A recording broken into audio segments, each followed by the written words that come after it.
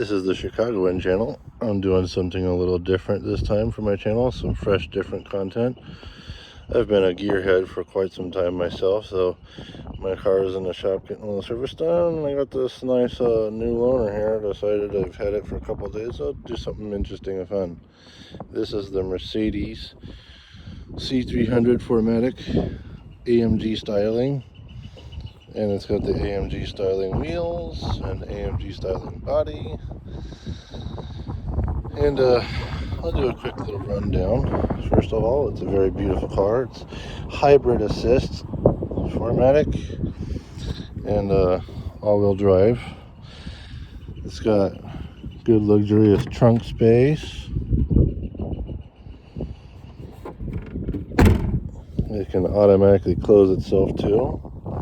And I'll go into the inside here and do an interesting little rundown, and I'll describe my opinions of it so far.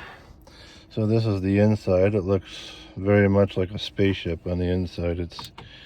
Everything is very spaceship-like with these new LCD or LED instrument cluster screens and center console screens that a lot of these cars are going towards ever since Tesla, started coming out with that design style right there. Everybody else kind of started copying it, it seems.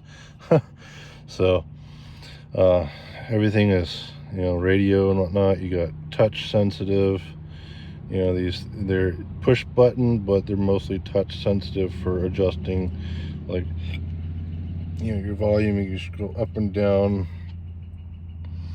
and it's got all kinds of advanced features. Your automatic braking. It's got your drive mode, drive selects. Right here, that's all push related. Of course, it's not on right now. So let's go ahead and start it up so we can show you what it's like. Very simple and easy to work. Your drive selects right there. You got economy, you got comfort, you got sport, and you got individual programmed. Your hazards, of course, and your auto drive function right here for going in your menu setup, car wash mode, all that fun stuff. I don't really need to go into too much detail about all the computer functions. It's, all these cars these days pretty much have that kind of stuff. But I want to kind of talk about some of the important features that I've noticed of this car. The comforts, it's very comfortable. It's a pretty fast car. It's got a very smooth transmission, dual clutch automatic. It's a multi-pack, multi-clutch transmission. It's a wet pack, I believe, just like my my Mercedes. And so that being said, a multi-wet pack, double clutch, shiftable automatic. You got your pedals here, you got one there for your positive, and you got one here for your negative. One of the downsides that I've deduced with that is that when you're moving the steering wheel around and you want to use it, it's not really my best deduction so far with you. When you're doing city driving, just leave it in automatic mode and don't bother trying to use.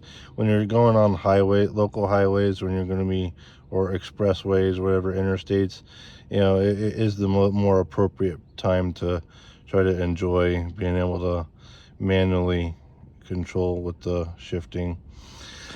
And in addition, it's very smooth double clutch transmission. Some of the earlier double clutch transmissions either had some potential issues with them, or they were not the smoothest of operation. But I do have to say, I've when I had my car in the shop for service once before, and I had another new Mercedes model as a loaner for a couple of days. It was I noticed it was a very smooth double clutch. My particular vehicle, is a few years older, 2020, and it's not the most perfect smooth operation. You can notice a little bit of mechanical hear and kind of, you know, slightly feel a slight bit of mechanical operation to the double clutch. I'm not gonna be too lengthy with this video. I'm gonna make it kind of concise and short and sweet, but I definitely have to say it's well worth it. You know, the amount of refinement that Mercedes has put into some of these new, you know, these new vehicles that they're making these days, these new models, has gotten a lot better. You know, they're making leaps and bounds. Nice spacious cup holder. You know, the cup holder is very neat. You know, that might confuse you on how the, you know, some people, when you go to try to push it in, you got to push it in and hold it there for a moment. Otherwise, you just try to do that and it wants to let go right away. So you push it in, you hold it in for a moment, and then it stays. You know, it's got a very spacious center console area. You got a lot of center console space, a little bit more than you know some cars might have. Still has USB ports right there. You know, USB-C as opposed to USB-A. But other than that, it's a very beautiful car. You know, I'll go ahead and roll it around for a minute, put my belt on, and kind of show you how it goes.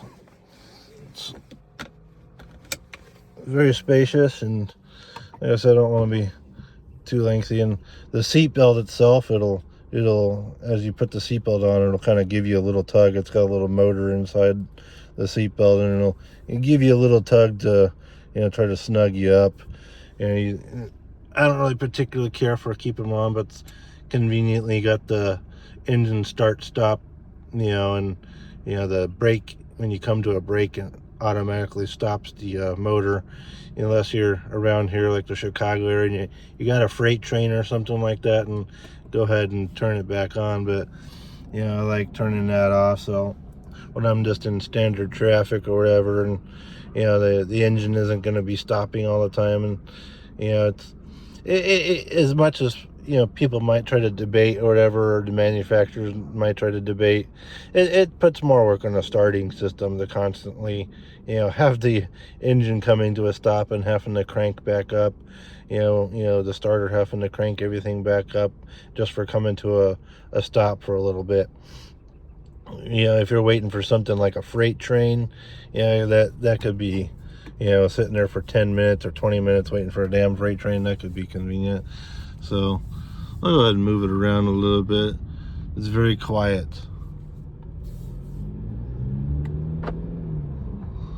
It's a very quiet ride.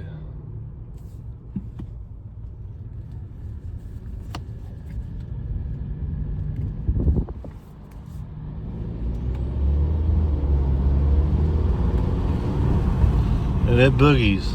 This thing boogies.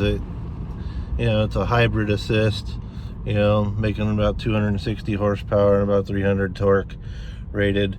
9-speed transmission, you know, 9-speed gearbox, which is, yeah, crazy these days. It's a lot of gears for these things.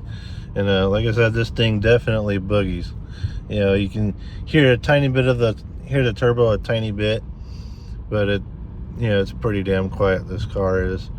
You know, I haven't gotten a look under the hood to see exactly how big the turbo is yet, you know, myself, but you know, my particular model, it's an IHI turbo, which is, you know, from my research, made in like Southern Illinois, which is interesting. You know, I had a little Cadillac that had a, you know, MHI, Mitsubishi Heavy Industries, you know, and the Cadillac and Buicks, you know, 2000, late to mid 2010s were all German engines from, you know, Opel, Vauxhall, you know, using a Japanese made turbo, you know, which this IHI turbos, I believe, is what they're probably still using. You know, I'd be surprised to be changing anything different, and you know, too soon. But yeah, my model, my 2020, it's got the IHI turbo on it, and it's a good turbo. You know, it's a fairly good sized turbo. Inducer, exducer, it looks like it's probably around, you know, on my model, probably around, you know, 50-60 millimeter about. I would imagine probably around the same for this car. But it's definitely a smooth riding vehicle, very quiet.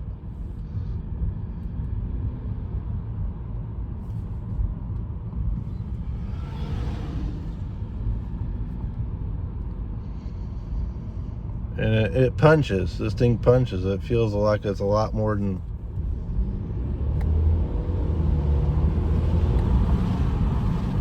It feels like it's a lot more than 260 horsepower and 300 torque. And I've been around quite a while and owned numerous cars. I've owned Corvette and Camaro in my day, and early 2000s model.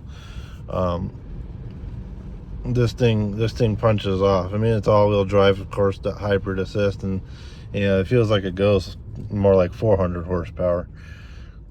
And sometimes some of us car guys, we know well enough that when sometimes manufacturers say one thing, it turns out that they're sometimes a little bit better than what they're saying. Sometimes it's not as good as what they're specifying. But I do have to say that this car it's a fantastic ride. Seat function, I'll go ahead and get into this little interesting detail with these new ones. So it's not a button or a switch. It's all touch sensor. Let me might zoom in for you a little bit there. It's all touch sensor. Yeah, there we go. You kind of got to put your firm around there. Make sure your finger's in contact with both of those points there, otherwise it won't go. Oh, I think that was lumbar. Oh yeah, and this pushes it back forward there. So it's a very interesting function there. It's a touch sensor system, which that might confuse some people if they've never, they go to try to crank on it or whatever and thinking that it should be a switch or something like that. It's not. It's all touch sensor. That's one of the things that I've noticed with some of these new ones these days too. Everything has all these touch sensors, which is a little, it can be confusing. The first loaner I had, the brand new one where I was getting some standard service work, and I was trying to play with the buttons around here, and it was like, I had to take a couple of minutes to figure out that, oh wait a minute, it's not a button where it's here and here and here and here. That's touch sensor. You move your finger around, and that can be potentially confusing, especially confusing if you're an elderly person. There's no, an elderly person, could be highly confused about these types of things. And, a lot of elderly people that are out there, are not the most technologically, savvy and literate in the first place. And so a lot of this modernization and this computerized touch sensor type stuff with these, new cars these days, I guarantee you that's probably one of the biggest downsides out of all this type of stuff, aside from the expense of having to work on anything if something goes bad, or God forbid, of course, this particular, thing I'm about to mention would be kind of redundant in the first place. But if a nuclear bomb goes off, the EMP, everything shorts out. Not like there's going to be anything to worry about if a EMP from a bomb goes off. But close electron sharing tolerances of all this solid state semiconductor surface mount chip technology these days. These SMD integrated circuit chips, super close electron sharing tolerances are the most susceptible to any type of interference overload. I would hazard a guess that things are pretty well shielded in these cars, but you would hope. But nonetheless, regardless of that, all this technology would definitely be a potentially large downside for the older and the elderly people in their 60s and their 70s. That might be confusing. Other than that, it's a very wonderful car. I'll go ahead and do a exterior walk around one more time here. It's a very beautiful car. As I said, it's all AMG styling. AMG styling 19-inch wheel, AMG styling body. Very beautiful ride. And it's zippy. It's a zippy little car. It goes. It's definitely worth around $50,000 after taxes. You're probably talking about 60 grand, after everything's said and done, your taxes and whatnot. Once again, this is the Chicagoman channel. You have a lovely day.